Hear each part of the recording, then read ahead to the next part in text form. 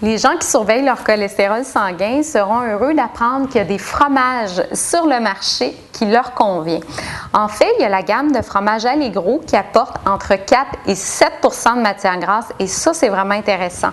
Parce que si on prend un fromage à 4 de matière grasse par rapport à un cheddar régulier, qui est aussi un fromage à pâte dure, on épargne par portion de 50 grammes, soit la portion du guide alimentaire canadien, 100 calories par portion et l'équivalent ici de 4 petits carrés de beurre en termes de matière grasse. La différence, elle est énorme, ce qui veut dire qu'on peut profiter des fromages dans le quotidien à condition de choisir un fromage comme celui-là qui est quand même faible en gras.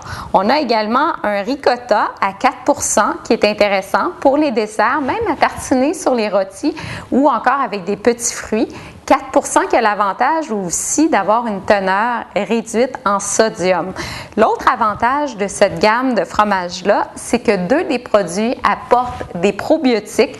Les probiotiques, on en a quand même parlé souvent, donc ces bonnes bactéries qui vont peupler notre flore intestinale et faire en sorte que finalement, on se défend mieux des agressions extérieures et facilite la digestion aussi.